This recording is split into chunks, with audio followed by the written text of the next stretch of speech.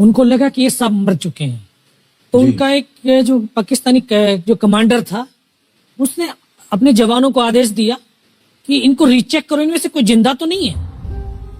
तो उनके पाकिस्तान के 2 सैनिक आए, आकर के हमारे जवानों के शरीर के अंदर गोलियां दागने लगे। तो मैं बेहोश था, लेकिन इतना बेहोश नहीं था कि उनको सुन ना सकूं या देख ना सकूं। तो जो मेरे सामने वाले साथी को जो सीने में आकर 4-4, 5-5 जो राउंड के ब्रस्ट मारे, डेड बॉडी ऐसे उछलती थी ऊपर की तरफ, सामने वाले को मारा, बगल वाले को मारा, मैं भी इस तरह से ऐसे पड़ा हुआ था। उसने फर्स्ट में यहाँ पर ब्रस्ट मारा, फिर मेरे पैर में 2 जगह पे मारा। उसको मैं देख रहा हूँ कि धुआं निकल रहा है, लेकिन उस गोली की पीड़ा को चुपचाप पड़ा सहता रहा और उनको यकीन हो गया कि इनमें से कोई जिंदा नहीं। फिर बहुत गालियां दी, बूट की ठोकरें मारी। फिर काफी देर के बाद में उनका जो कमांडर था उसने बोला कि इनके वेपन उठा लो, और नीचे जो हिंदुस्तान का पोस्ट है उसके ऊपर दूसरे जो उनके साथी थे उनको सूचना दिया, उसके ऊपर कब्जा हमला कर दो।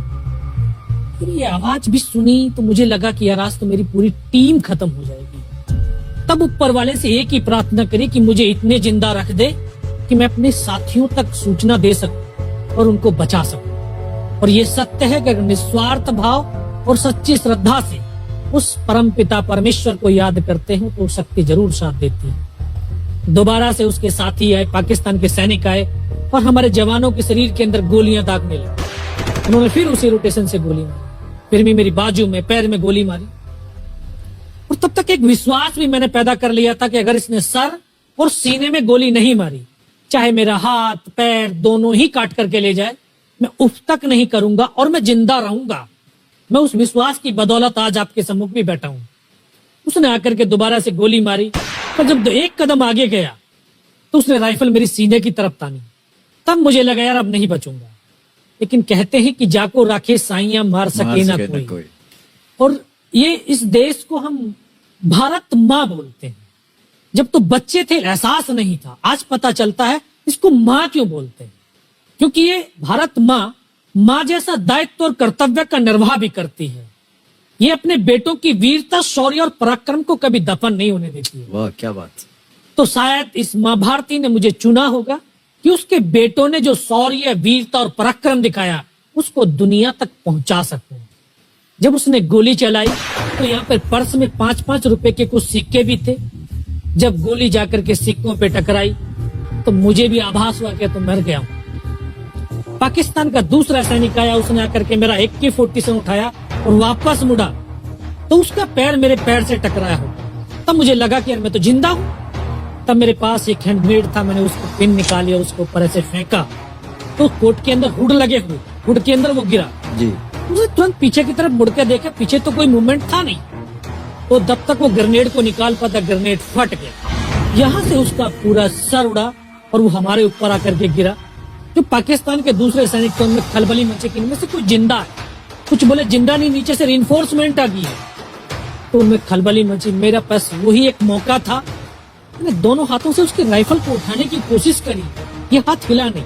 एक हाथ से राइफल उठाई, वहां से ब्रस्ट फायरिंग की है, 4-5 पाकिस्तानी सैनिकों को मौत की नींद सुला दी। फिर बाएं हाथ से पलटा खाया, दूसरे पत्थर से 3-4 जगह से फायरिंग किया। वो जो उनका मोमेंटम था, जो हौसले थे, परस्त हो चुके थे, वो भाग खड़े। 2-3 मीटर गया, जाके देखता हूँ सामने उनके लंगर चल रहे हैं, उनका लिविंग टेंट बना हुआ, उनके जो हैवी वेपन का डिप्लॉयमेंट था वो सब कुछ वहां पे लगा हुआ। उस समय जहन के अंदर एक ही पागलपन था, अपने साथियों को बचाना। फिर मैं वापस धीरे धीरे रेंगता हुआ अपने साथियों तक आया। फिर मुझे लगा कि इनमें से हो सकता है मेरी तरह कोई साथी होगा, जिंदा होगा। उनको देखा, किसी का सर फटा हुआ था, किसी के फेफड़े निकले हुए थे। बहुत देर बैठकर रोया भी, फिर अपने आप को संभाला। चारों तरफ बर्फ ही बर्फ, पहाड़ी पहाड़। ये भी पता नहीं कि हिंदुस्तान किधर है, पाकिस्तान किधर है। 2.5 साल की सर्विस, 19 साल की उम्र, न उम्र का तजुर्बा न सर्विस का अनुभव, जाऊं तो जाऊं कहां। तभी एक ऐसी शक्ति थी जो साथ दे रही थी। जब इसी शक्ति का आवाज हुआ, उसकी आवाज का आभास हुआ कि बेटा इस नाले से नीचे लुढ़क जा, मैं बहुत 500 मीटर लगभग नीचे रोल करता हुआ आया और अपने साथियों जो नहीं चढ़ पा रहे थे दुश्मन की भारी फायरिंग की वजह से, वहां तक पहुंचा। फिर उन्होंने मुझे पकड़ा, वो फर्स्ट एड दिया। फिर वहां से जो हमारे कमांडिंग ऑफिसर थे कर्नल कुशाल चंद ठाकुर, फिर उनको सूचना दिया। तो ये लगभग 1:30-2 बजे का समय था। वहां से फिर कमांडिंग ऑफिसर तक मुझे ले जाया गया। फर्स्ट एड तो हुआ, लेकिन ब्लड इतना निकल चुका था कि दिखाई देना बिल्कुल बंद हो गया था। जब उनके पास पहुंचा तो उन्होंने बोला, बेटा मेरे को पहचानता मैं कौन हूं? बस अब आवाज सुनाई दे रही है। बोला, मैं तेरा commanding officer colonel Kushal Chand Thakur. मैं, जय हिंद साहब, बहुत तेज सर्दी लग रही है। तो उनका जो लिविंग टेंट था उसमें के अंदर लेटाया, 3-4 स्टॉप जलवाए, थोड़ी सी गर्मी महसूस हुई। बाकी साहब थोड़ा सा पानी पिला दो। बोला ठीक है पानी पिलाते हैं। तभी डॉक्टर साहब आए गए, उन्होंने ग्लूकोज की बोतल पिलाई, थोड़ी सी एनर्जी महसूस हुई। उन्होंने बोला, बेटा कुछ बता सकता हूँ? कहा सब बता सकते हैं। तो उनको बताया कि सर ऊपर ये घटनाक्रम हुआ है और ये वहां की इंफॉर्मेशन है। तो लास्ट में उन्होंने बोला कि बेटा जवान की रिक्वायरमेंट क्या है? मैं कहा साहब जवान की रिक्वायरमेंट एम्यूनिशन और फील्ड पट्टी की है। बोला खाने के लिए नहीं चाहिए? सर भूख नहीं लगती। बस इतना कहते कहते तभी डॉक्टर ने कौन सा इंजेक्शन लगाया, फिर मुझे पता नहीं कहां पर हूं। फिर होश आया 3 दिन बाद, देखा ऊपर पंखा चल रहा है। पता चला कि 92 बेस हॉस्पिटल श्रीनगर, और वहीं से मुझे बेस हॉस्पिटल दिल्ली रेफर कर दिया और 16 महीने तक उस हॉस्पिटल में रहा। 16 महीने तक आपका इलाज चलता रहा? जी। और वहीं पर हॉस्पिटल में ही मुझे पता चला कि 15 अगस्त 1999 को जब ये परमवीर चक्र का जो अनाउंसमेंट हुआ तो वो वहां पर ही मुझे पता चला। क्या है सर?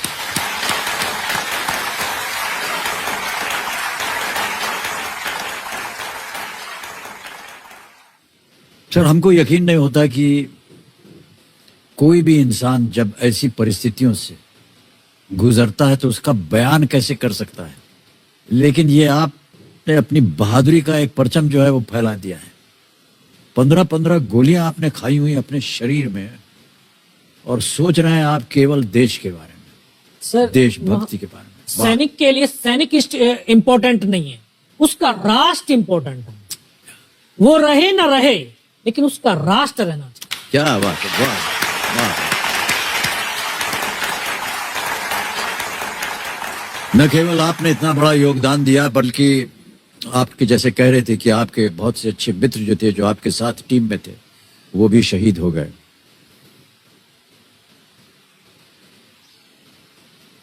कठिन है सर बहुत इस चीज को दोहराना, इस चीज को आपके मुख से सुनना। अद्भुत है सर, अद्भुत है। बहुत बहुत शुभकामनाएं, बहुत बहुत शुभकामनाएं।